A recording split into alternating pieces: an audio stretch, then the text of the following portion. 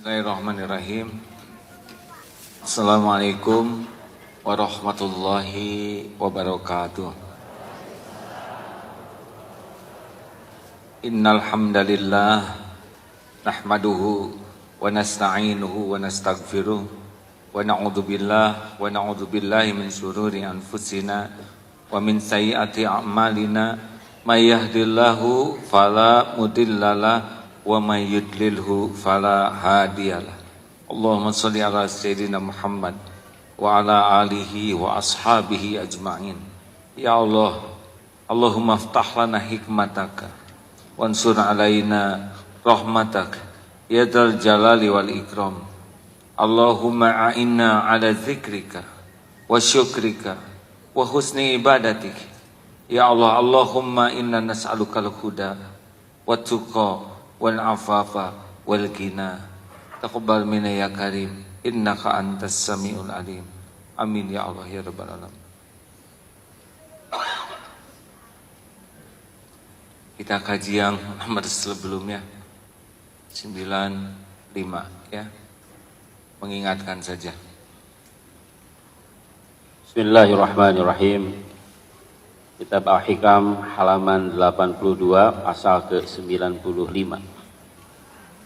Al-aqwanu zahiruha ghirratun wa batinuha ibratun. Fan-nafsu tanzuru ila zahiri ghirratiha wal qalbu yanzuru ila batini ibratiha. Alam ini lahirnya berupa tipuan dan batinnya sebagai peringatan. Maka hawa nafsu melihat lahir tipuannya, sedang mata hati memperhatikan peringatannya atau akibatnya. Ini sudah kita bahas bahwa mata lahir dengan mata hati harus beda. Kalau dunia ini sangat mempesona mata lahir. Tapi kalau kata mata hati bahaya. Contoh tas bagus, mahal bagi sebagian ibu-ibu mempesona. Tapi bagi pandangan hati, ini di akhirat bagaimana mempertanggungjawabkannya. Benar? Jabatan, kedudukan, menurut pandangan dunia hebat, keren, terhormat, punya jabatan. Tapi pandangan mata hati, gimana mempertanggungjawabkan jabatan ini di akhirat? Jadi mubalik, penceramah, pandangan lahiriah mah ini orang yang dihormati. Tapi pandangan hati ini nanti diamalkan tidak nih omongan ceramahnya, atau hanya bagus ceramahnya saja padahal dia tidak mengamalkannya. Jadi sebetulnya uang banyak, mata lahir senang dia, tapi mata hati ini dihisab. Nah, orang-orang yang mata hatinya tertutup pasti tertipu oleh duniawi ini. Tapi orang-orang yang mata hatinya terbuka, dunia bisa di tangannya, tapi tidak memperdayanya. Selanjutnya. Pasal ke-96. In aradta ayyakuna laka izzatun la yafna fala yasta'izzanna bi'izzi yafna. Jika engkau ingin mendapatkan kemuliaan yang tidak rusak, maka jangan membanggakan kemuliaan yang rusak. Nah, dunia ini semuanya pasti binasa. Kullu man 'alaiha fan. Semua pasti binasa. Wa yabqa wajhu rabbika dzul jalali wal ikram. Surat Ar-Rahman. Yang kekal hanyalah wajah Allah yang maha mulia. Nah, kalau kita ingin punya kemuliaan yang asli, kemuliaan yang asli tidak dilengketkan dengan dunia, karena dunia pasti sirna. Jadi kalau kita membangga-banggakan dunia ini pasti berakhir. Maaf, ceramah di Istiqlal itu sudah 16 tahun di Masjid Istiqlal. Itu presidennya udah ganti-ganti. Dulu saya hafal presiden, ganti presiden. Menterinya juga ganti-ganti. menteri agamanya. Bahkan ada yang dulu di Istiqlal dihormati, sudah dikubur. Dunia dipergilirkan. Beberapa waktu yang lalu bertemu dengan dulu jenderal gagah sekali. Kemarin sudah pakai tongkat, susah berdiri. Kalau hanya mengandalkan gagah, sirna gagah tuh. Saya mohon maaf, ibu-ibu dulu pernah SMP kan ya kelihatannya. SMA lagi lucu-lucunya. Ibu lucu sekali pasti dulu pakai seragam SMA. Sekarang ibu penasaran, coba pakai lagi seragam yang dulu. Pasti lebih lucu.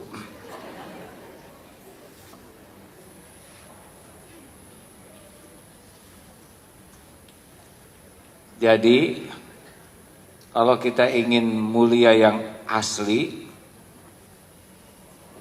fa innal izzata lillahi jami'a. Sesungguhnya kemuliaan itu milik Allah, hak Allah. Jadi orang mah tidak akan mulia dengan dunia, karena dunia tidak diciptakan untuk memuliakan yang asli. Makanya kita lihat walaupun punya harta, gelar, pangkat, jabatan, kedudukan, tidak identik dengan kemuliaan. Kemuliaan itu kalau dia dititipi dunia dan membuat dia dekat dengan Allah. Nah, dekat dengan Allahnya yang akan mulia. Benar? Seperti Rasulullah SAW, rumahnya sederhana, sangat sederhana. Kita bangga dengan rumah yang bagus, padahal 20 tahun cicilannya. Tapi bangganya dari sekarang. Ingin orang lain datang melihat dan menganggap ini sudah lunas. Ya, tidak ada pengumuman cicilan masih 19 tahun lagi. Sama naik mobil juga. Kita punya mobil bagus, bangga sekali. Bagi yang bangga ya. Bahkan ada yang dijemput dengan mobil bagus, itu ikut keren Pak. Padahal setiap orang tahu dia nebeng, tapi dia merasa mulia saja. Ada mobil bagus, jemput, kemudian dia naik. Dadahnya tuh beda dengan ketika dia dijemput pakai ojek. Ini serius saja.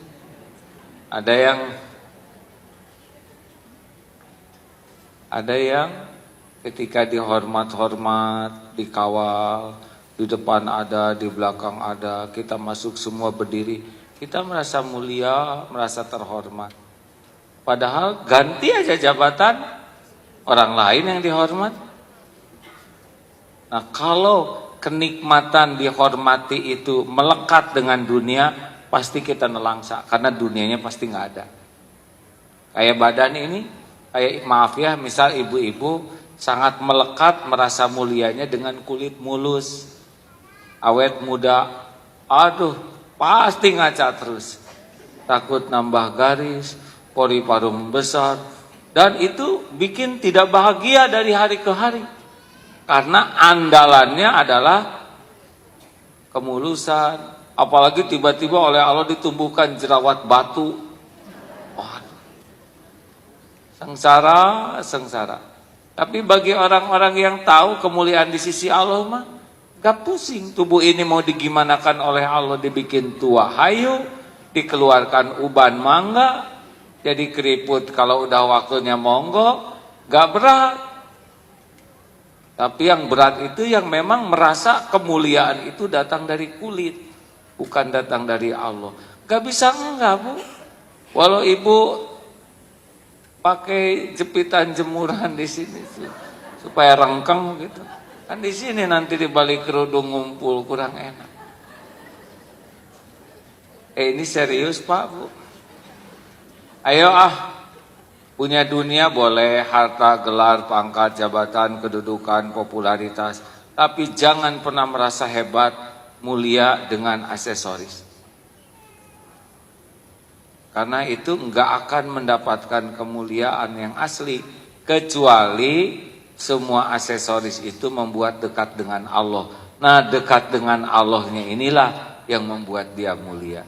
Coba lihat, kalau ada pejabat soleh, ahli tahajud. Ini saya punya teman, kalau dari segi pangkat kolonel, beliau komandan sebuah satuan. Itu sekarang menganjurkan apel sore diganti dengan sholat asar berjamaah. Jadi sesudah sholat asar jamaah boleh pulang. Saya tanya kenapa begini, mumpung jadi komandan A. Kalau saya nggak komandan, mana saya bisa memerintahkan begini? Saya jadi komandan tidak lama, tapi ngajak orang sholat jamaah, mudah-mudahan membuat para prajurit jadi ahli sholat.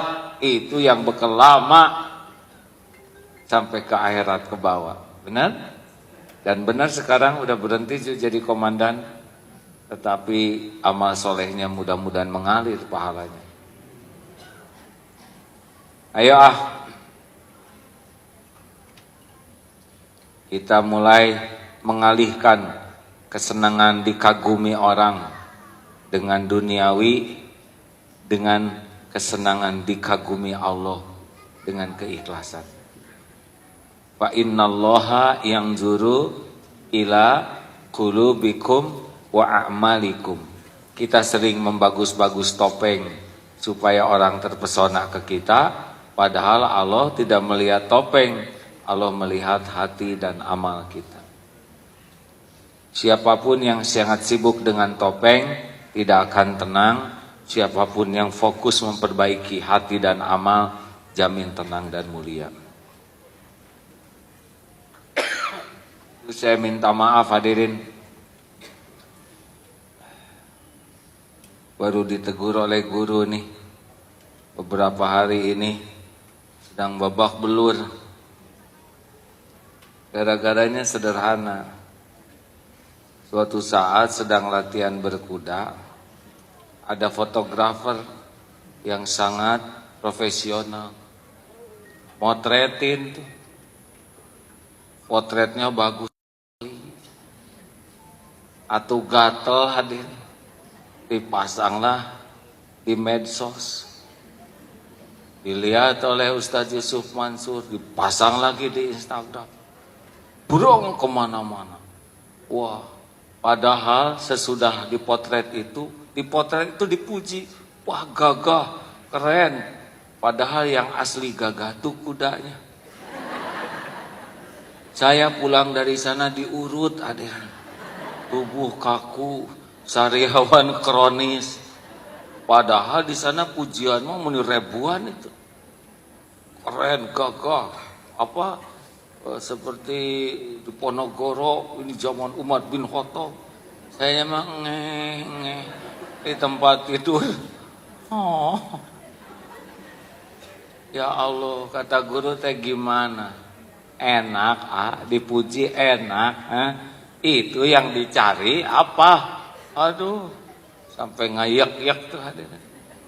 Hari ini hari terakhir di Instagram mau dihapus semua. Saya juga perlu coba jujur, itu apa maksudnya dipasang itu? Benar dakwah atau ingin dipuji, ingin dikagumi? Periksa. Jangan ngomong mah pasti gampang. Ini kan sunnah Rasul. Kebayang gak Rasul kayak gitu? Lukis saya lagi begini. Tuh segitu halusnya ya.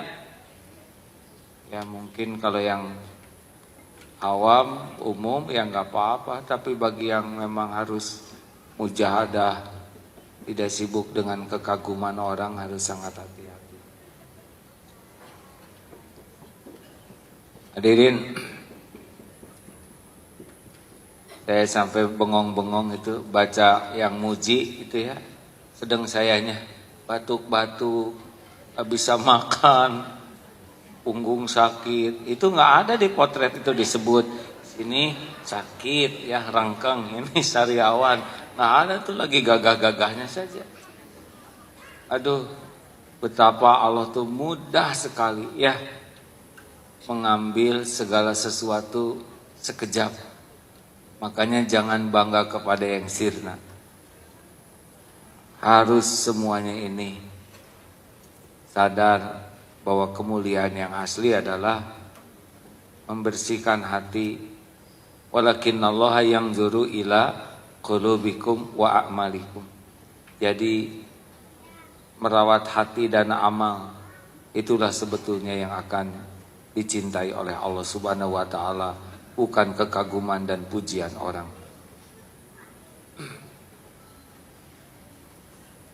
Hati-hati ya, makin mahal, makin keren, makin bagus, itu makin mudah mengotori hati. Petugas cleaning service jarang ada yang melirik, tapi direktur utama telah hadir bersama kita.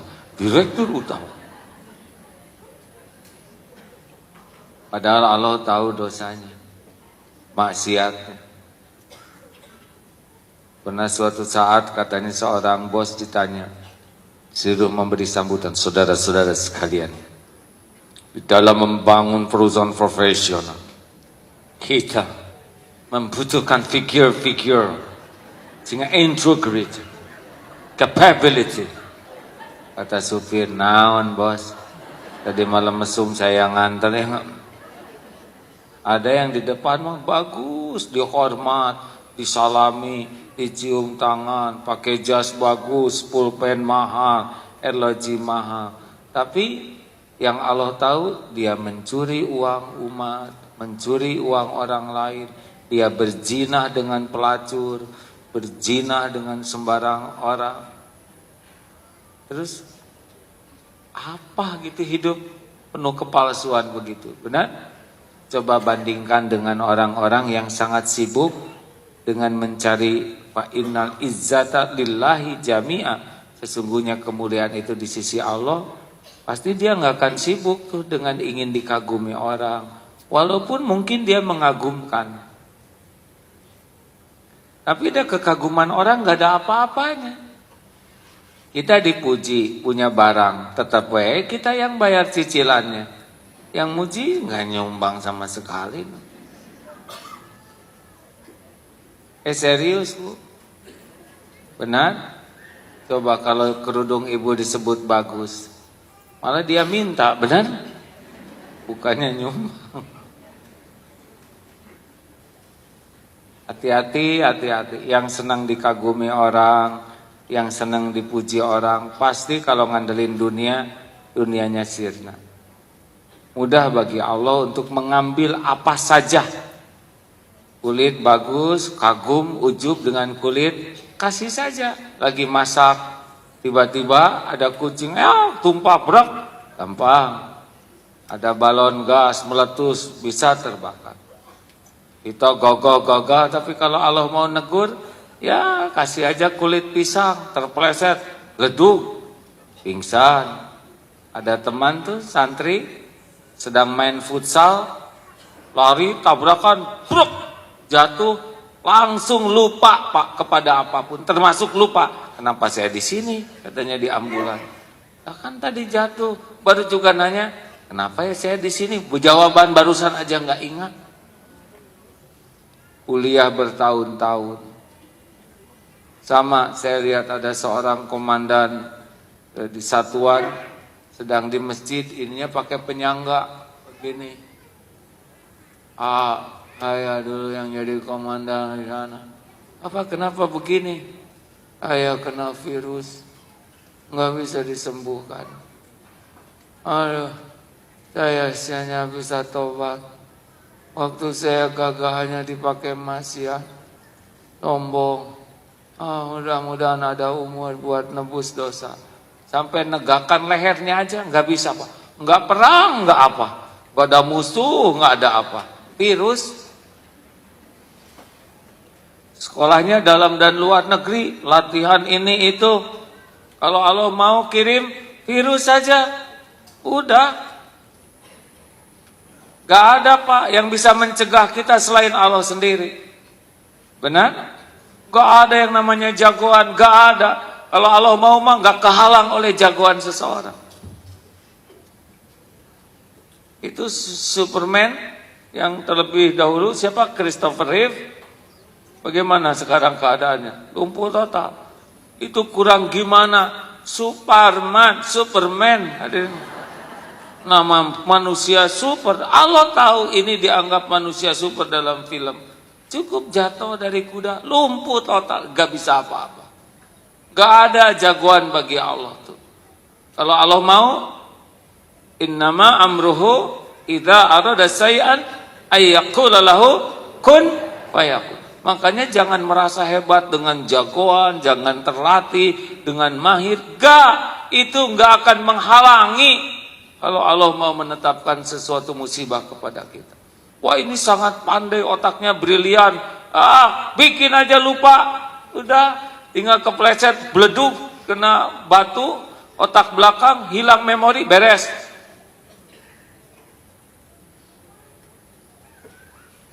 Karena tuh ada yang seseorang yang suka memperlihatkan six packs gitu. Wah, pamer, stroke. Inilah cara puasa yang paling bagus, kelepek saja. Gak bisa ngangkat tangan, gak bisa ngangkat bibir. Saya tidak meremehkan yang stroke, hadirin ya. Tetapi Allah kan tahu ketika seseorang bangga dengan tubuhnya, memamerkan tubuhnya, dan tidak sulit bagi Allah. Tinggal aja mampetin dia.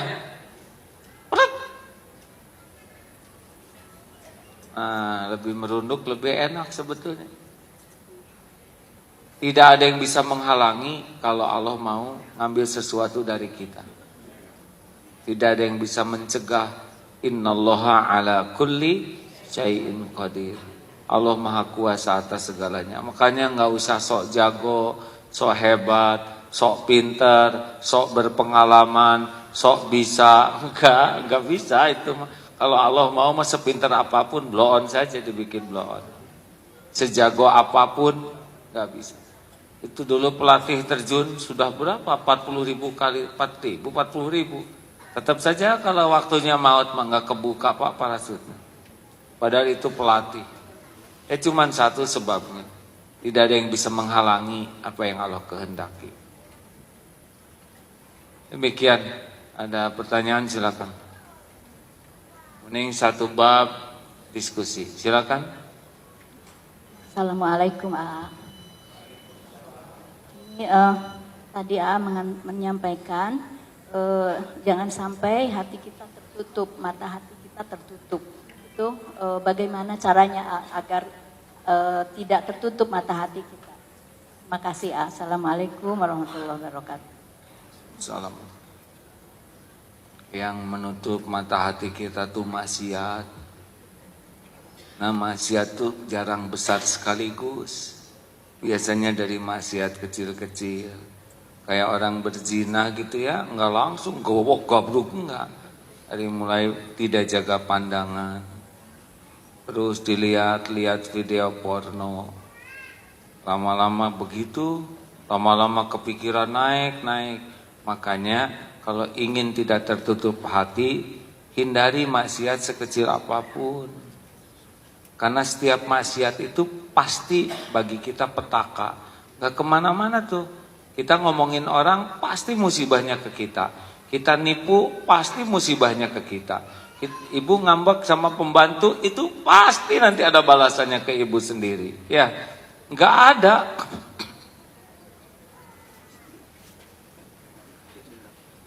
Gak ada keburukan, dosa dan maksiat.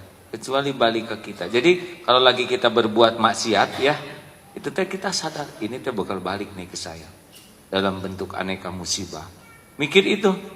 Misalkan ada bapak-bapak yang bilang bukan di sini, katanya selingkuh itu apa? Selingan indah, rumah keluarga utuh. Gimana Ustaz?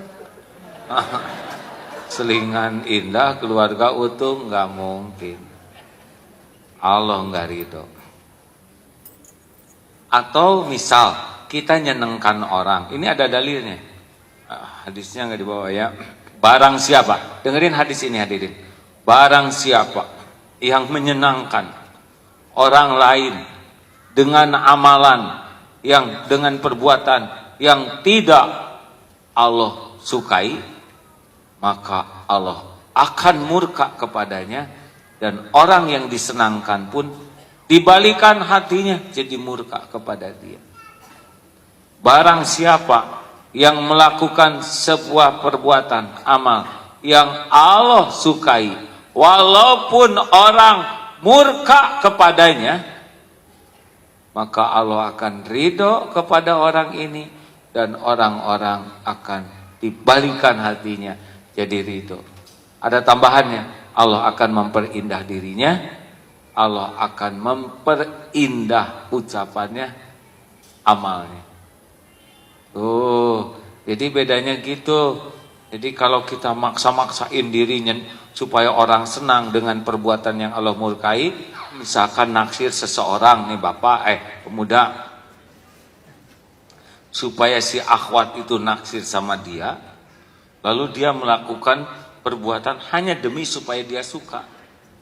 Akhirnya ngegaya dengan baju, pada bajunya pinjam dari teman, pinjam mobil pada mobilnya dari bengkel, kan dia montir.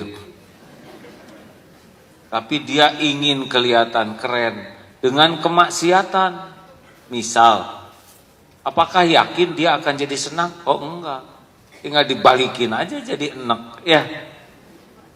Oh iya, kan Allah, kan hati manusia tuh dalam 2 jari Allah. Maaf, saya tidak seperti dalam 2 jari manusia. Allah tuh ngebulak balik hati aja. Sekarang seneng, besok enak. Atau sekarang enak, sesudah itu seneng, sekejap. Makanya kita nggak usah cari supaya orang seneng ke kita. Cari aja supaya Allah seneng ke kita. Karena orang mah, makanya maaf ya Bu, kenapa ya suami saya robah? Dulu mah nggak kayak gini. Ada ibu nggak robah gitu?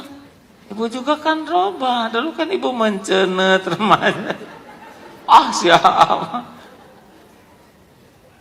Bukan masalah fisik, tapi kalau diuji robah mah robah. Saya ingat zaman ibu-ibu ngambek dulu ya sama Agim. Ya nggak jadi nggak diterusin. Aduh, eta mah. Apa Bu? Iya, bukan ibu-ibu yang ini. Selalu memang ada alasannya. Bu, saya dikasih tahu, kenapa harus sibuk dengan perasaan ibu-ibu? Yang dilakukan ini dimurkai oleh Allah atau tidak? Ada dalilnya atau tidak? Kalau ada ya sudah jalani. Kalau jadi benar, nanti Allah yang ngebulak balik hati ibu-ibu. Benar Bu. Dulu dipotret antri, pas kejadian robek potretnya. Sekarang diselotip Pak. Tak penting lah dipotret ya. Jelas sekali yang ngebulak balik hati itu adalah Allah. Makanya Pak, sebagai suami tidak usah acting supaya istri suka ke bapak. Baik mah baik aja betulan, ya. Jangan baik supaya istri baik ke kita, tapi baik supaya Allah ridho ke kita. Mungkin istri jadi baik, mungkin belum, tapi pasti ada balasannya. Ibu juga gitu Bu, nggak usah merekayasa supaya suami terpesona, nggak usah, lempeng we. Lakukan yang terbaik yang Allah suka. Ingat yang itu tuh yang di rumahnya istrinya tuh dandan rapi, beres-beres, ditanya, "Mbak, kok Mbak tuh di rumah tuh meni dandan rapi, beres-beres?" Padahal suami kan tunanetra. Emang suami saya mah udah nggak pernah lihat saya, tapi kan Allah ngeliatin saya terus. Suami saya mah nggak punya sorga, nggak bisa menjamin rezeki, gak bisa melindungi saya. Allah yang bisa. Allah yang ngasih pahala, Allah yang punya sorga, Allah yang bisa menjaga. Terus apa perlunya saya berbuat yang terbaik demi dipuji suami, sedang yang punya segala takdir adalah Allah.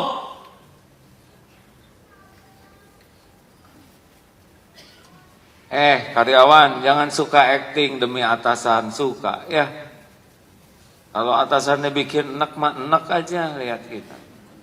Apa-apa orang enak ke kita mah, yang penting mah Allah we nggak benci. Dan orang enak juga nggak akan mempengaruhi apa yang Allah tetapkan. Kalau Allah mau ngasih rezeki, walaupun orang itu enak, rezeki mah lancar we. Sesuka Allah, benar?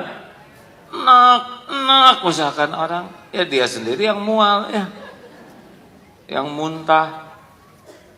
Apa yang Allah tetapkan untuk kita, kejadian aja pasti. Ya, itu Bu, jauhi maksiat. Kalau udah perbanyak tobat. Ada penanya selanjutnya? Kalau enggak nomor 97. Berapa Ustaz? 97. Ya silakan. Halaman 83, pasal ke-97. At-tayyul haqiqiyu antutwa masafatud dunya anka hatta taral akhirata aqraba ilaika minka. Singkatnya jalan yang sesungguhnya ialah jika terlipat untukmu jarak-jarak dunia ini, sehingga engkau dapat melihat akhirat itu lebih dekat kepadamu daripada dirimu sendiri. Jadi yang membuat hidup ini lebih ringan, lebih nyaman, lebih simpel adalah karena kita melihat akhirat lebih dekat. Seperti ke Mekah jauh dekat. Jauh bagi orang yang tidak bercita-cita ke akhirat. Bagi orang yang memikirkan ingin jadi ahli surga, ke Mekah jauh dekat. Dekat. Begitulah. Jadi jauh dekat, seperti jogging. Jogging 5 km kuat. Ke masjid 100 meter enggak kuat. Ini masalah apa ini? Masalah akhirat. Kalau akhirat sudah dekat dalam pikiran kita, kepikiran untuk akhiratnya besar, maka jadi ringkas, lebih ringan dalam amal soleh. Ada yang membangun masjid. Kemarin saya di sebuah provinsi, tanahnya beliau beli, masjidnya beliau bangun, bagus, indah. Itu karena lihat akhirat. Saya pengen punya amal jariah yang bisa menyampaikan saya pulang ke surga. Daripada bikin rumah bagus, mending rumah Allah aja yang bagus. Fasilitas sebaik-baiknya, supaya jamaah menikmati ibadah. Itu mesti pikirannya akhirat. Kalau sudah ringan, kecuali kalau para pecinta dunia bikin masjid, pasti berat. Karena dia mengharapkan penilaian orang. Sama Bu, dalam berkeluarga juga. Kalau sibuk memikirkan keselamatan akhirat, nggak terlalu susah hidup ini. Karena semua letih, capek, sakit, derita jadi amal soleh. Begitu. Jadi kalau bapak-bapak yang jarang ke masjid, saya akan lihat itu. Jogging 5 km kuat, ke masjid 50 meter nggak kuat. Apa perlu diantar para tetangga? Gitu. Ini nggak enak. Kan kalau ke masjid digotong tetangga beda urusannya, bukan mau sholat.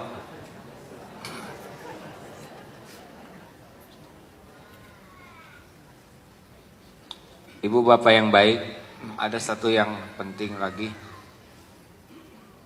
Kalau ada satu masalah yang kita pikirkan, bukan sibuk bagaimana berdaya upaya kita menyelesaikan masalah, tapi bagaimana berdaya upaya supaya Allah menyelesaikan masalah.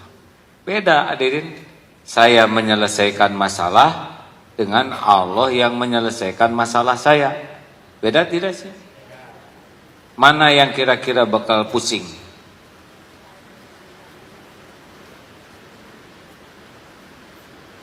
Alhamdulillah, hujan.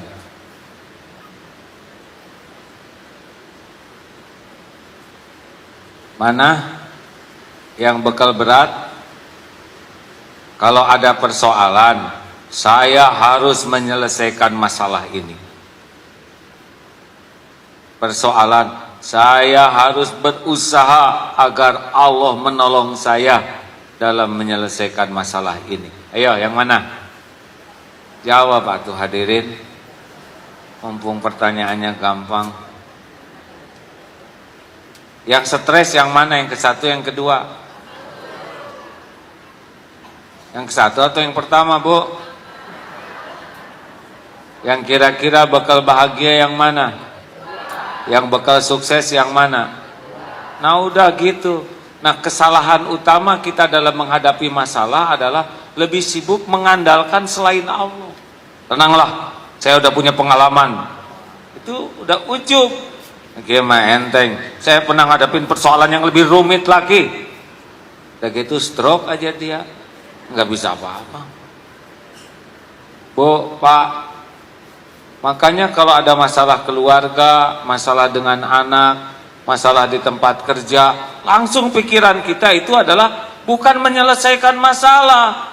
Langsung pikiran kita, gimana caranya supaya saya ditolong Allah. Itu pasti beda langkahnya. Kalau saya yang menyelesaikan masalah, langsung tulis di status. Di itu ya, apa status namanya itu? Mumet. Kapan hidup tenang?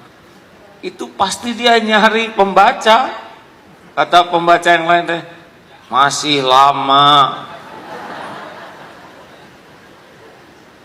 Apa sih perlunya kita curhat? Ada masalah, ambil air wudu, wasta'inu bis-sabri was-shalah. Udah ada masalah mah, ambil wudu, gedepruk ke Allah. Siapa lagi ya? Siapa lagi? Sedangkan segala-galanya itu ada dalam genggaman Allah secara sempurna. Enggak ada sekecil apapun pertolongan kecuali Allah yang menggerakkan. Enggak ada cerita satu butir oksigen pun masuk ke tubuh tanpa pertolongan Allah. Menjerit kepada siapapun, menghibah, memelas kepada siapapun, menjerit sekeras apapun, berlari, tersungkur, nggak ada apa-apanya kalau Allah nggak nolong. Tapi kalau Allah nolong, pasti beres. Makanya berat ringannya hidup ini bukan oleh persoalannya. Berat ringannya hidup ini ditolong Allah atau tidak. Halo? Sepakat tidak nih? Makanya jangan kebanyakan strategi. Jangan kebanyakan rapat.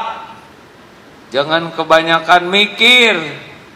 Kalau tidak menjadi pembuka pertolongan Allah.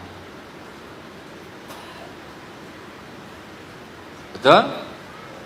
Adakah sesuatu yang bisa terjadi tanpa izin Allah? Jawab hadirin. Saya sebetulnya tidak menuntut saudara menjawab ya. Tetapi gimanalah ya, kalau orang nanya baik-baik gitu, gampang lagi jawabnya. Alah kacam pege aja begini, menganga. Mau diijabah menganga seumur hidup. Atuh jangan ngancam. Jadi kalau ada masalah dengan anak, udah langsung aja. Ini pasti cuma Allah yang bisa menyelesaikan. Semua ini diundang karena dosa saya. Sayalah penyebab semua kepahitan ini. Bawaannya marah atau tobat? Tobat. Bapak lihat istri tiba-tiba jengkelin sekali ya. Ya Allah, ampuni saya. Udah seminggu ini istri saya rewel sekali. Astagfirullah. Pasti semua ini buah dari ibadah saya yang buruk. Lihat tahajud enggak, ke masjid jarang, Quran tidak dibaca. Oh, ini buahnya. Astagfirullah. Boro-boro mau jengkel ke istri. Udah dibaca kan yang kemarin yang mau liburan itu kasusnya, ada nggak di sini? Udah tahu belum? Yang itu menjelang liburan kemarin, Pah, ya Bu, ayo dong kita liburan. Kemana tuh? Terserah ibu. Jangan suka terserah dong, Pak. Jadi suami itu harus jelas, punya keinginan. Ya udah, tuh kita ke pantai yuk. Hanya kubur-ubur, Pak. Bahaya buat anak-anak. Atau ke puncak di sana. Pak yang nggak tahu sendiri macet ke sana teh Pak, bisa nggak nyampe tidur di jalan. Ya dingin, ya licin, pulang nanti kram. Atau kita ke kebun binatang lah ya. Kayak orang kampung aja. Kebun binatang kayak cendol, kebanyakan orang daripada binatangnya. Panas, capek. Atau gini aja lah Bu, mendingan di rumah aja kita masak. Dasar suami nggak ngemodal. Kalau kenyataan begini mah tobat Pak, wasta'inu. Jadikan sabar dan sholat sebagai penolong. Saya baca di WhatsApp itu ya, nasib suami tinggal tobat, jangan jengkel. Ya Allah, ampun. Pak, lihat tuh Pak. Suami istri itu nggak ini banget lah, nggak ngepas. Istrinya cakep, tinggi, menjulang, kayak model, sedang suaminya biasa-biasa aja, pendek, hitam. Menurut Papa, lelaki itu beruntung tidak Pak? Oh ya beruntung dong Ma, beruntung banget. Papa nggak beruntung ya punya istri Mama ya? Oh, ngomong gitu mah. Ngaku aja. Papa beruntung dong. Kalau beruntung kenapa ngeliatin dia terus? Katanya suruh lihat. Nah kalau udah gitu tobat aja Bapak. Astagfirullah. Pasti buah dosa ini. Jadi kalau ada masalah yang pertama kali diingat adalah dosa pengundangnya. Ma asobaka min hasanatin faminallah wa ma asobaka min sayiatin famin nafsi. Jadi apa nih dosa yang mengundang masalah ini? Jadi jangan takut oleh masalahnya. Masalah mah sepenuhnya dalam kekuasaan Allah. Tapi takut pengundang masalahnya ini awet. Kita mah suka sibuk dengan masalah. Ibu, suami menjengkelkan, udah jelas menjengkelkan. Dipikirin selesai tidak Bu? Jawab. Dicemburuin. Coba cemburu ke suami beres urusannya. Terus ibu marah, ngebanting telepon. Jadi soleh suaminya? Jawab Bu. Ibu pundung misalkan. Kemudian suami jadi sadar? Tidak Bu, nggak ngepek. Asli loh Bu. Ibu sekarang sholat, ampun ya Allah. Engkau tahu saya belum jadi istri yang benar, belum jadi ibu yang baik. Ampun, hati saya lebih menuhankan suami daripada menuhankan engkau. Saya lebih takut jauh dari suami daripada takut jauh darimu. Saya lebih berharap dekat dengan suami daripada berharap dekat denganmu. Hampir semua yang saya lakukan karena suami, bukan karenamu. Ampun ya Allah. Allah lihat enggak? Allah tahu ini ngaku nih. Kira-kira Allah suka tidak? Innallaha yuhibbut tawabin wa yuhibbul mutatahhirin. Allah sangat mencintai orang tobat dan mensucikan diri. Besoknya jadi baik akhlaknya. Kata suami deh, apa-apa nih, kemarin judes, ngambok, segala dibanting, sekarang tiba-tiba solehah begini, strategi ya. Gara-gara ada kompetitor nih ya, jadi begini ya. Silakan aja Bapak mau ngomong apa. Saya mah cuman pengen diampuni Allah aja Pak. Bapak mau mikir apa, mau melakukan apa, ya itu mah urusan Bapak dengan Allah. Urusan saya mah bisa tobat, memperbaiki diri. Doain aja Pak. Lempeng. Mulut dijaga, emosi dijaga, sikap dijaga, lebih banyak zikir, banyak menangisi dosa. Tapi itu juga bukan supaya suami cinta ke dia, itu supaya Allah aja sayang ke dia. Allah tahu nggak? Jawab hadirin sekalian. Tahu tidak? Menyaksikan. Allah tahu setiap tetesan air mata. Allah tahu setiap rintihan hati. Disia-siakan nggak? Nggak mungkin. Kita aja yang nggak begitu ditulungin ya. Tapi ini saya udah kayak gitu udah 2 bulan. Kok belum juga nih? Hari itu yang nolong bisa 2 bulan tahajud siapa? Banyak tanpa persoalan tidak tahajud. Teman saya utang 5 juta udah lunas tahajud seminggu. Saya tahajud 5 bulan, utang 3 juta nggak lunas-lunas. Apa Allah kelewat gitu ngelihat saya? Lihat tuh teman udah lunas belum sekarang tahajudnya? Lunas Dia mau pas utang lunas, tahajud lunas. Ya. Makanya Allah ngawet-ngawet nggak bayar utang seketika, karena selama ini sholat tahajudnya hanya untuk lunas utang. Coba jangan tahajud untuk lunas utang, tahajud supaya disukai Allah. Doa lunas utang itu hanya bagian dari doa, bukan tujuan tahajud. Beda. Nanti kalau udah nggak mikirin gitu, tiba-tiba lunas saja. Tapi tahajudnya tidak lunas. Mudahan cukup. Ada lagi yang mau ditanyakan?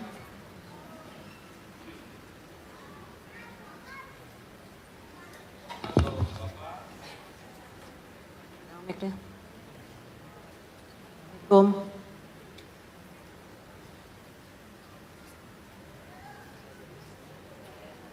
Assalamualaikum Alhamdulillah saya anak saya 1, lama punyanya. Dari awal setiap mau sekolah mau apa saya selalu istikharah, selalu minta sama Allah. Seperti yang ajarkan, karena saya kenal memang dari sebelum punya anak, karena punya anaknya lama. Jadi saya banyak belajar dari Setiap mau sekolah mau apa selalu saya cari Allah, selalu minta sama Allah. SD dia pinter, cepat ngafal Qurannya. Pas baru SMP juga saya atas izin Allah dimudahkan Allah masuk pesantren. Tetapi kenapa yang jadi saya pertanyain, pas masuk ke kelas 3 saya berat ya ngasih taunya. Anak saya itu jadi kena rokok. Udah gitu anak saya babak belur. Saya terus tahajud segala macam, puasa segala macam, apa yang ajarkan Allah.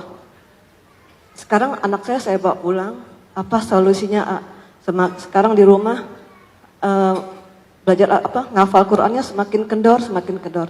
Itu membuat saya nangis dan safari nangis. Itu jadi saya dari tadi saya surat Ibrahim juga tadi diajarin surat Ibrahim ayat 40 dari sebelum saya punya anak terus saya baca semuanya, pokoknya semua yang dinasihatin sama dari sebelum saya punya anak semuanya saya ikutin. Udah gitu kayak tadi ya Allah dulu semuanya saya serahkan ke Allah semuanya. Dari sebelum punya anak sampai sekarang anak saya ambil lagi dari pesantren karena anak saya babak belur dan dia dengan jujur dia kena rokok di pesantren. Bukan salah pesantren bukan, memang saya punya dosa mungkin atau apa. Tapi apa ya setelah anak saya bawa pulang, saya harus bagaimana? Tapi memang setiap hari wajib sholat waktu di masjid 5 waktu. Puasa Senin Kamis, walaupun sekarang puasanya juga masih kadang Senin, kadang Kamis juga, kadang-kadang enggak. Tapi hafalan Qur'annya ya itu yang bikin saya sedih, karena saya tahu orang yang sudah menghafal Quran semakin berkurang itu dosanya minta ampun. Tapi untuk usia anak saya 14 tahun, gimana ya hukumannya ya? Gimana ya? Makasih ya. Bu. Solusi ya. Halo. Ibu, ini mah yang nanya. Bu, Ibu, mana mikrofonnya kasihin, saya nggak tahu nih. iya, Ini teh ada jasadnya enggak? Oh ini. Iya, Aduh.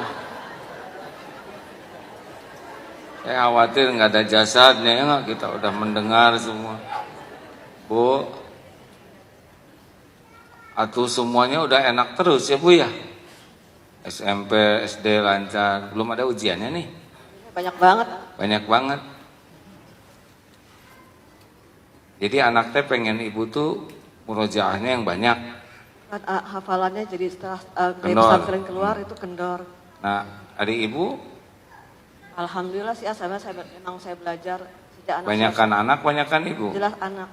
Nah itu Karena satu enak, ya ketahuan ya. Maaf ya Bu ya, kan ibu nanya gimana solusinya, kan tadi udah dijelaskan.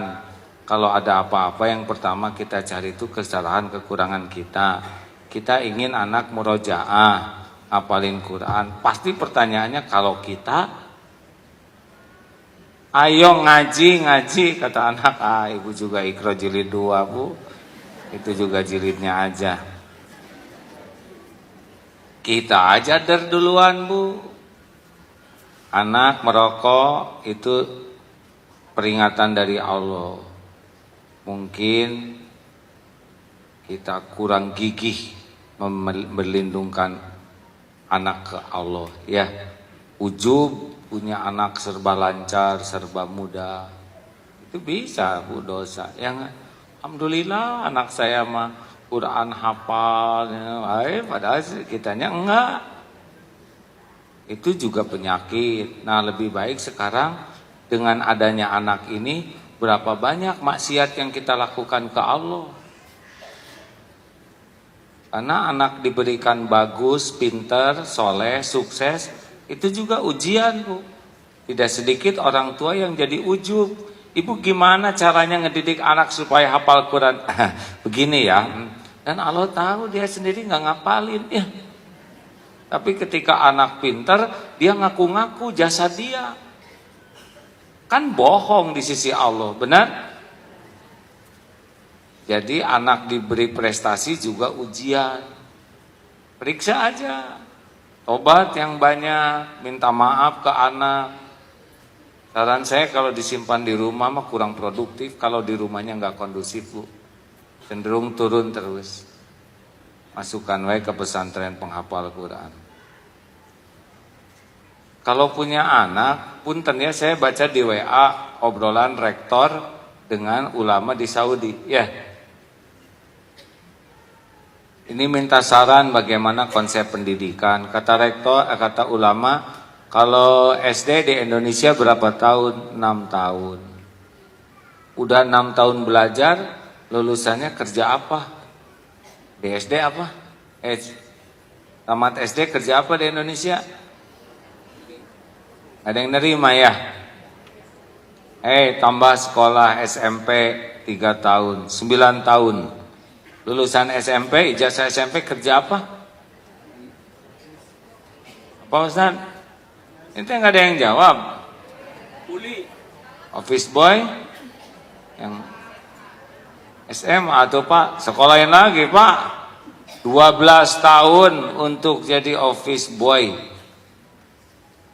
Ya, 12 tahun. Kuliah 3 tahun sarjana muda. 15 tahun sarjana muda kerja apa?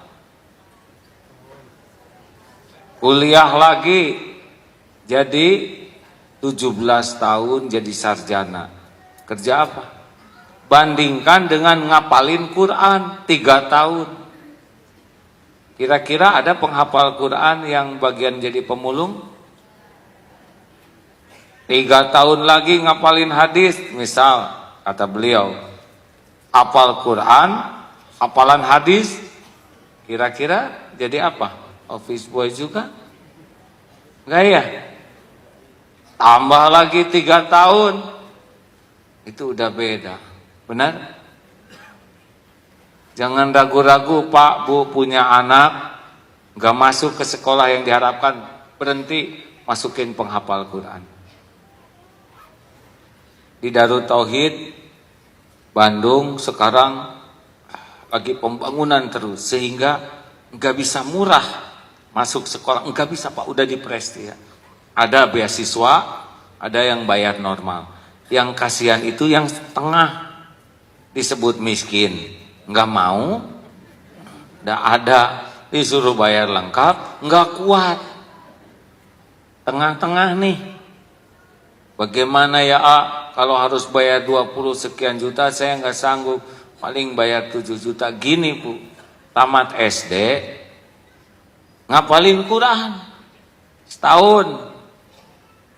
Karena kalau ini anak jadi hafiz Quran, yang sudah-sudah rezekinya bagus. Yang ngebiayain juga coba ada kelas 6 2, yang satu kelas 6 lulus SD, yang satu lulus SD hafal 15 juz. Kalau kita mau ngasih beasiswa yang mana? Jawab. Ini ada 2 calon murid sama-sama tamatan SD. Yang satu enggak hafal, yang satu 15 juz hafalannya. Kita mau ngeluarin uang, mau yang mana? Jawab.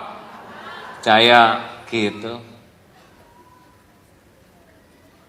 Saya lihat sendiri, maaf, alhamdulillah, walaupun bukan saya yang ngajarin ngapalinnya, anak yang hafal Quran barokah. Itu yang nikah kemarin hafal Quran tuh ya, hafiz dengan hafizah dengan izin Allah, rezekinya tuh masya Allah Pak. Ada, bahkan kemarin ada khusus datang, khusus ngasih, tolong dihajikan katanya yang baru nikah itu, ongkosin untuk 2 orang haji. Enaknya ya. Saya lihat juga itu ketua OSIS di SMA tuh justru yang hafal Quran. Makanya jangan ragu kalau anak ingin ini, suruh ngapalin dulu. Anak saya mah boro-boro ngapalin Quran, berarti bapaknya nih yang ngaco ya. Kalau ingin anak hafal, usahakan kitanya juga ikut ngapalin. Tapi saya melemot, jangan banyak alasan. Itu kan ngomong gitu untuk mempertegas kemalasan ya. Terakhir, jadi saran saya gitu Bu, terus ya, tobat, minta ampun, minta maaf. Terus, Ya, jangan nyalahin anak ya Bu.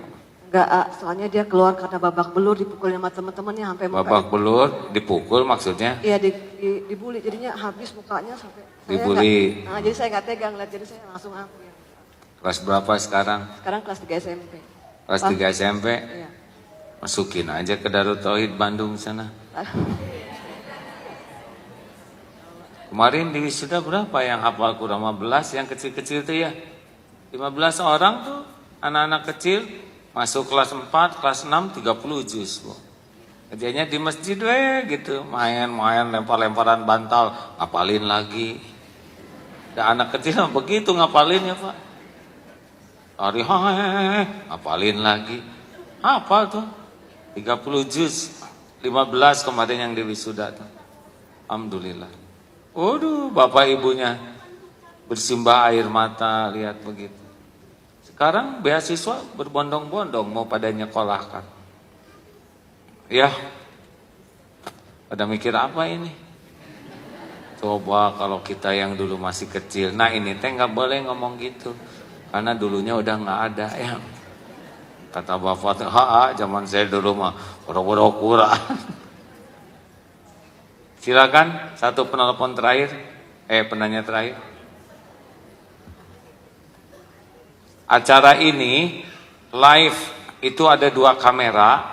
Jadi kalau saudara buka Android, salingsapa.com di download, salingsapa.com di download. Ini kelihatan, saya ini kelihatan di seluruh dunia, bisa dipantau. Kalau nggak bisa ngaji ke sini, asal punya kuota ya. Kalau enggak ya cuma lihat handphonenya aja.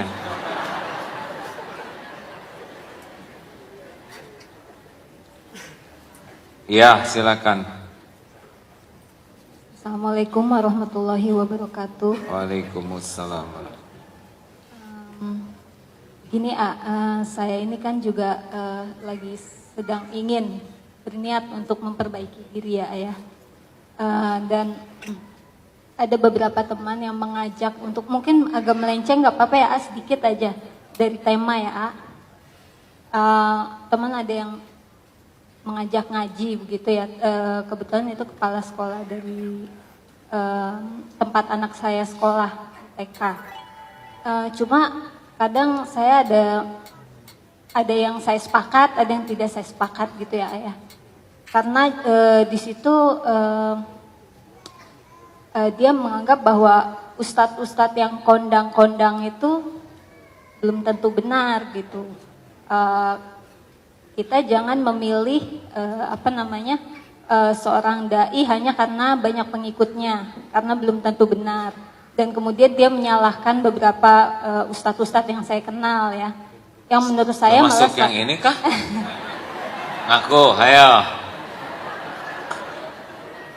Saya nggak GR Ustadz kondang ya, tapi asal ada. Yang ini termasuk nggak Bu? Ya, saya nggak tahu, saya tidak bertanya siapa-siapa saja ustadz-ustadz itu, dia kan tidak terlalu terfokus. Gitu. Namun salah satunya adalah yang pakai sorban gitu. Misalkan silakan begini, Bu, bebas Bu.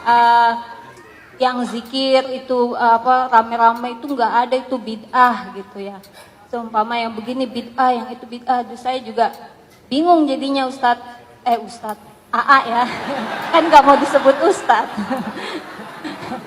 Ya, nah itu jadi kadang akhirnya saya bingung sendiri, tapi saya senang karena melihat dia itu berpakaian syar'i, sholat juga bagus, dan anak saya sekolah di tempat beliau itu juga hafalannya bagus, meskipun masih TK sudah banyak hafalannya.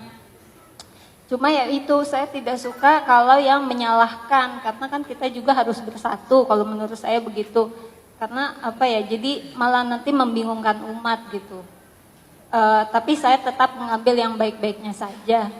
Sampai saya juga tidak tahu, beberapa hari yang lalu saya mimpi Agim datang ke rumah saya. Ngapain ini saya nggak bohong Ustaz, mungkin itu saya jin kali ya. Saya ngapain aja ke rumah ibu Bu. Mungkin itu jin kali ya. Oh, jelek. Kenapa saya jadi kata jin, kenapa jadi disalahin? Enggak, maksudnya ya, sok aku mah ibu ya. Enggak, dia yang mengaku Agim itu bilang kalau saya tuh datangnya anggot-anggotan gitu ya. Memang benar sih Ustadz lagi AA. Saya tuh jarang sekali memang ke sini. Nah, tapi rasanya tuh hati cocok gitu.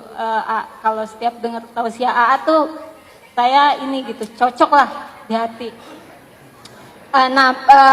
Intinya adalah bagaimana menyikapi ya sikap saya dalam ketika saya menuntut ilmu dengan begitu banyaknya aliran-aliran yang memang sekarang banyak gitu di masyarakat. Terima kasih. Assalamualaikum warahmatullahi wabarakatuh. Saya sehat Bu di dalam mimpi itu enggak? Yang di dalam mimpi itu saya disuruh bersihin sampah Ustadz. Wah. Aneh pokoknya. Ya karena kotor kali. Suruh membersihkan sampah hati. Baik Bu, siapa yang menciptakan Islam? Siapa yang paling tahu Islam yang sebenarnya? Siapa yang bisa melindungi dari pemahaman yang salah? Makanya belajar itu harus kuat ke Allah.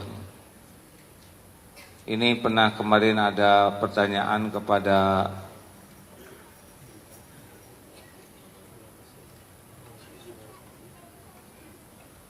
Profesor Kiai Haji Profesor Ahsin Sakho. Beliau salah seorang pembina di Darut Tauhid. Ditanya, Ustaz, kenapa ada yang hafal Quran tapi kok akhlaknya tidak seindah hafalannya dan yang disampaikannya? Lalu beliau menjawab begini, dulu para sahabat sebelum menghafal itu yang diperbaiki adalah keimanannya, ketauhidannya kepada Allah. keyakinannya ke Allah. Sehingga ketika bertemu Quran itu seperti tanah subur yang bisa berbuah, rindang, meneduhkan dan buah. Nah, begitulah kalau keimanan, keyakinan ke Allah sebagai pupuk dasar tanah akan tumbuhnya pohon, ya, maka luar biasa ilmu sedikit aja bisa berbuah akhlak. Itu jadi saran saya kalau mau cari ilmu Islam harus kuat dulu ke Allahnya. Karena mengamalkan dakwah juga belum tentu karena Allah, bisa karena menuhankan dirinya sendiri, merasa paling benar, atau menuhankan kelompoknya, grupnya, atau kiainya, ya, sehingga yang kelompok lain. Jadi kasih sayang itu jadi kurang. Padahal Rasulullah tuh sayang, tapi kita juga nggak boleh meremehkan beliau, karena boleh jadi di balik hal yang kita kurang sependapat, banyak hal-hal manfaat yang bisa kita ambil. Misalkan penggunaan dalil yang sahih, ya, nah, itu dengar, simak, belajar. Kalau yang kurang sependapatnya, ya tidak usah juga kita jadi jengkel karena nggak ada yang sempurna, ya. Ini dengan ceramah saya, misal ada kecocokan, juga tukang obat, ya. Untuk bab ini mungkin agak ngepas. Tapi ketika saya ceramah bab-bab lain, boleh jadi saudara juga tidak akan sepenuhnya merasa pas. Karena kapasitas saya belum mumpuni, saya harus membahas tafsir. Oh, berbahaya buat saya. Karena satu, saya bukan ahlinya, ngomong sesuatu akan berbahaya. Makanya ada Ustadz Edi, jadi kalau ada yang susah-susah, saya serahkan kepada beliau. Sehingga beliau yang bertanggung jawab di akhirat nanti, ya. Selalu ada akal, ya. Ustaz, maaf, Ustaz. Selain tanggung jawab kan pahalanya besar. Jangan kotor hatilah. Saya senang lihat jamaah tabligh. Luar biasa gigihnya memakmurkan masjid. Jamaah tabligh itu Pak, dari masjid ke masjid itu modal sendiri. Luar biasa. Bawa barang makanan, nggak ada minta diongkosin tuh. Dakwah sana sini dan nggak mau ria, ngetokin rumah-rumah di sekitar masjid supaya ke masjid. Saya belum sanggup melakukannya dan saya kagum kepada apa yang dilakukan. Walau ada beberapa hal kecil yang mungkin sedikit berbeda, tapi jauh lebih hebat. Saya senang kepada Muhammadiyah dengan organisasinya, kependidikannya, dengan kliniknya, dan banyak hal-hal lain. Saya senang dengan NU seperti yang dicontohkan Kiai Haji Asy'ari. Ya, beliau begitu ingin berbuah kebeningan hati, kemuliaan akhlak. Kalau tuh ada beberapa yang berbeda, lihat rujukannya. Ya, saya senang dengan grupnya Salafi karena itu berusaha keras untuk berpegang kepada dalil yang sah, yang sahih, ya. Walaupun ada beberapa yang mungkin saya juga punya pandangan yang berbeda, tapi saya senang tuh lihat beragam dari sana sini. Karena di sisi Allah lebih hebat lagi menilainya, ya. Kalau cari kekurangan paling gampang. Tetapi mencari kelebihan yang tidak gampang.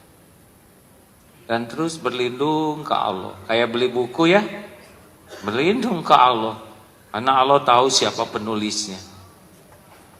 Kayak mau kesini nih, bilang sama Allah. Karena Allah tahu siapa Agim yang sebenarnya. Bilangnya baik-baik, ya. Ya Allah, Kau tahu siapa si Agim yang aslinya. Apakah yang diomongkannya ini bisa membuat saya dekat denganmu atau tidak? Kalau memang ada manfaatnya, Engkau kan tahu apa yang mau diomongin dan hatinya. Mudahkan, kalau bahaya hanya menjauhkan darimu, jangan ya Allah, ubarkan pengajiannya. Gitu. Halo? Itu kan adil.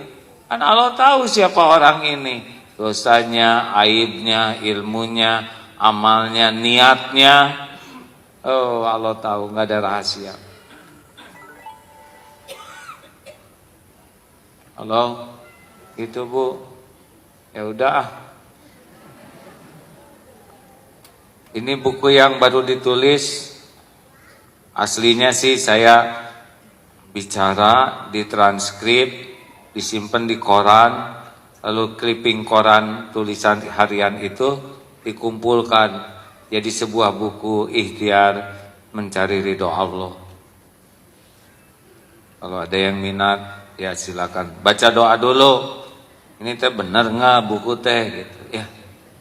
Kalau enggak, nggak usah. Ini perasaan saya bener cuman uangnya nggak ada. Ya itu beda urusan. Laporan 2014 terkumpul dari ini 30 miliar. Alhamdulillah 2015 yang lalu sudah diaudit terkumpul 52 miliar. Ini dari yang gini-gini dan super sedekah. 1 tahun Pak. Seminggu yang lalu Masjid Darut Tauhid di Jalur Gaza diresmikan oleh wali kotanya. Alhamdulillah 500 orang kapasitasnya. 2016 ini rencananya dana DPU terkumpul 74 miliar. Dari sinilah jadi penghafal Quran yang sekolah, jadi masjid, memperbaiki rumah, nolong orang sakit. Dari sinilah jadi sekolah, jadi kerjaan, membuat lapangan kerja bagi orang-orang yang belum punya kerja. Dari sini nih. Maka ibu bapak pulang ini ya. Dan diisi ya.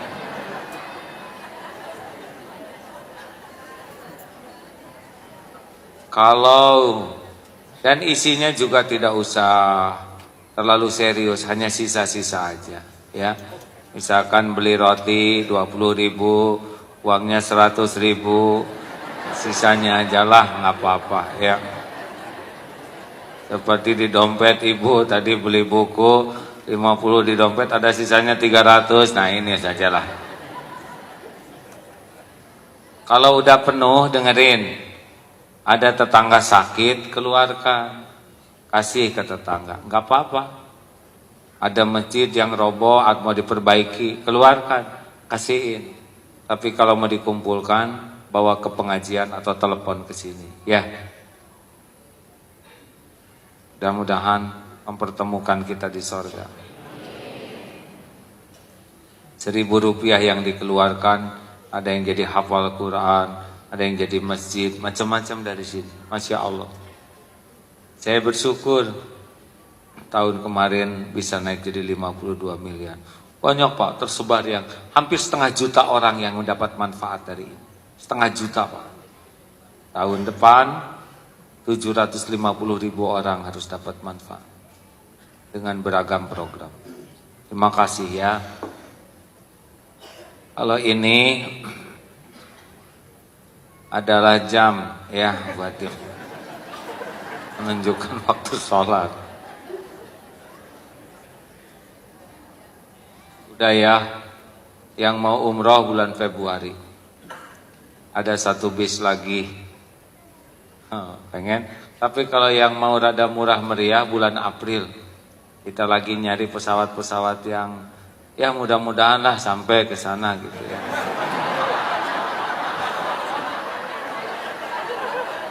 Habis kalau yang murah banget mah nggak meyakinkan. Hadirin, kalau saya baca edaran dari Depag itu paling murah tuh 25 juta, yang normal. Untuk bintang biasa tuh. Jadi kalau terlalu murah tidak ada salahnya lebih berhati-hati. Ya, visi hanya sampai ke Malaysia atau sampai ke India atau sampai ke sana tapi tidak bisa pulang. Tapi yang bulan April kita akan adakan subsidi Pak Jadi dari yang lain bisa disubsidi ke yang mau berangkat. Mudah-mudahan ya. Baik, kita akan bersedekah, hadirin, niatkan sedekah semuanya sambil kita membaca ayat-ayat Quran sebagai zikir kita. Semoga Allah melipat gandakan rizki, keberkahan, ilmu yang bisa diamalkan, menjadi jalan kita bisa diundang ke Baitullah, ditolak bala wal musibah, diijabah doa-doa. Amin ya rabbal alamin. Al-Fatihah. Bismillahirrahmanirrahim. Allahu la ilaha illa huwal hayyul qayyum, la ta'khuduhu sinatun wa la naum, lahu ma fis samawati wa ma fil ardh, man dzalladzi yashfa'u indahu illa bi'idznihi, ya'lamu ma baina aydihim wa ma khalfahum, ولا يحيطون بشيء من علمه إلا بما شاء وسع كرسيه السماوات والأرض ولا يؤوده حفظهما وهو العلي العظيم. بسم الله الرحمن الرحيم. ألف لام ميم. ذلك الكتاب لا ريب فيه هدى للمتقين الذين يؤمنون بالغيب ويقيمون الصلاة ومما رزقناهم ينفقون والذين يؤمنون بما أنزل إليك وما أنزل من قبلك وبالآخرة هم يوقنون أولئك على هدى من ربهم وأولئك هم المفلحون. بسم الله الرحمن الرحيم. قل هو الله أحد الله الصمد لم يلد ولم يولد ولم يكن له كفوا أحد. بسم الله الرحمن الرحيم. قل أعوذ برب الفلق من شر ما خلق ومن شر غاسق إذا وقب ومن شر النفاسات في العقد ومن شر حاسد إذا حسد. بسم الله الرحمن الرحيم. قل أعوذ برب الناس ملك الناس إله الناس من شر الوسواس الخناس الذي يوسوس في صدور الناس minal jinnati wan nas. Allahumma shalli ala sayyidina Muhammad wa ala alihi wa ashabihi ajma'in. Alhamdulillahi rabbil alamin. Ya Allah, ya Hayyu ya Qayyum, birahmatika nastaghits. Duha yang maha dekat, wahai yang maha menatap, wahai yang mengumpulkan kami di rumahmu ini. Wahai Allah yang maha tahu siapa diri kami yang sesungguhnya. Wahai yang maha menyaksikan setiap maksiat, setiap dosa yang kami lakukan. Wahai yang tiada yang tersembunyi bagimu. Ya Allah, Engkau janji majelis ilmu, majelis zikir adalah tempat ampunan bagi hamba-hamba. Rabbana zalamna anfusana wa illam taghfir lana wa tarhamna lanakunanna minal khasirin. Ya Allah, ampuni semua dosa kami. Ampuni ya Allah sebanyak apapun maksiat yang kami perbuat. Wahai Allah yang maha baik, ampuni sekelam apapun hidup yang pernah kami jalani. Ya Allah, ampuni kami sangat banyak lupa padamu, lebih sibuk mencari penilaian makhlukmu, pujian hambamu daripada mencari kedudukan di sisimu. Ampuni semua kemunafikan kami ya Allah, kebohongan-kebohongan kami, janji-janji yang tiada kami tepati. Ampuni ya Allah amanah-amanah yang tidak kami tunaikan. Ya Allah, Ampuni dosa yang sembunyi-sembunyi kami lakukan, Engkau tahu.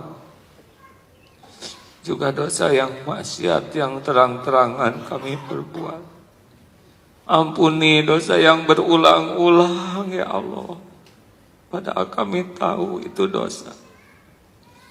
Allahumma ya Karim, Allahumma ja'alna minat tawwabin, waj'alna minal mutatahhirin, waj'alna min ibadikas salihin. Ya Allah, Allahumma inna nas'aluka taubatan nasuha wa taubatan qoblal maut wa rahmatan indal maut wa maghfiratan ba'dal maut. Allahumma awin alaina fi sakaratil maut. Allahumma inna nas'aluka husnal khatimah wa na'udzubika min su'il khatimah. Ya Allah, ampuni semua kemusyrikan kami.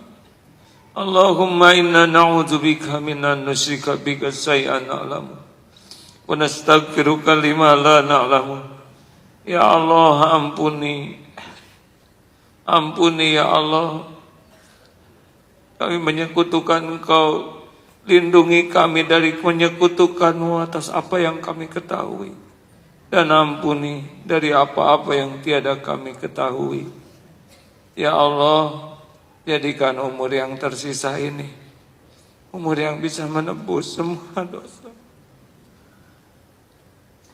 Allahumma ighfir lana wa liwalidina warhamhum kama rabbawna shighara. Wahai Allah, ampuni semua kezaliman kami kepada orang tua. Hati yang jarang tulus memuliakannya ya Allah. Berkahi, sayangi sisa usia ibu bapak kami. Jadikan akhir hayatnya husnul khotimah. Ya Allah, jadikan kami anak yang tahu balas budi, tahu bakti. Golongkan kami jadi jalan kebaikan bagi dunia akhirat ibu bapak. Ya Rabb, ampuni guru-guru kami. Hamba-hamba yang Kau pilih menjadi jalan kami mengenal-Mu, mengenal jalan-Mu. Ampuni dan sayangi keluarganya, keturunannya ya Allah. Duhai Allah, jadikan saat ini saat berkah, mustajab doa. Engkau maha tahu siapapun yang hadir. Engkau yang janji akan mengabulkan para peminta. Engkau yang tidak pernah mengecewakan para pengharap. Ya Sami ya Bashir, innaka antas sami'ul alim, wa tub alaina innaka antat tawwabur rahim. Amin ya Allah ya Rabbal alamin. Kabulkan ya Allah. Hadirin doalah masing-masing. Jangan ragu-ragu, Allah maha dekat, maha mendengar, kuasa merubah takdir apapun.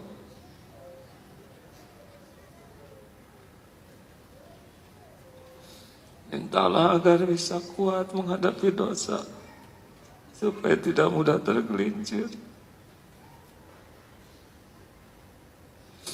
Amin ya Allah, amin. Doalah hadirin, tidak ada yang tidak didengar oleh Allah Subhanahu wa Ta'ala. Allah malu memberikan tangan hamba bagi yang memohon.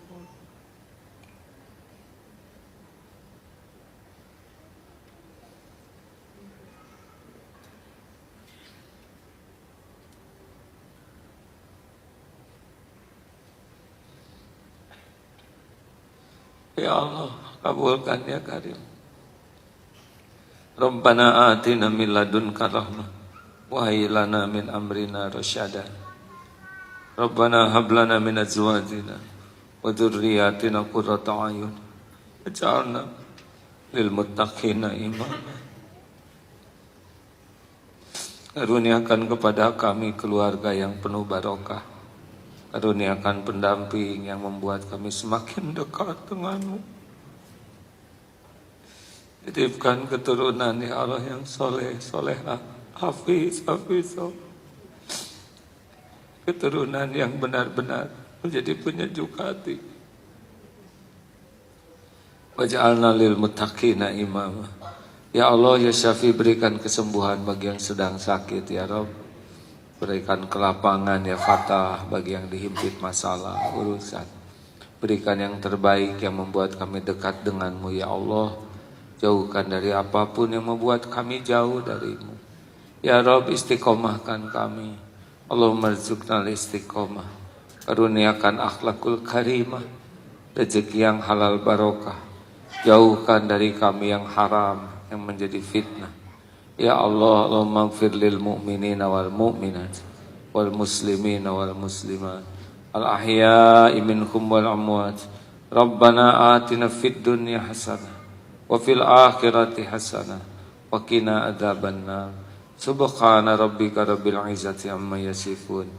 Wassalamun alal mursalin walhamdulillah. Alhamdulillah. Mudah-mudahan kabulkan. Terima kasih hadirin, tolong doakan AA supaya bisa mempertanggungjawabkan dengan baik.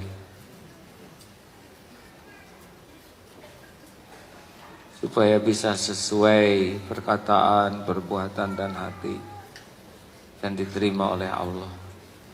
Terima kasih. Doa akhir majlis. Subhanakallahumma wa bihamdika asyhadu an la ilaha illa anta astaghfiruka wa atubu ilaik.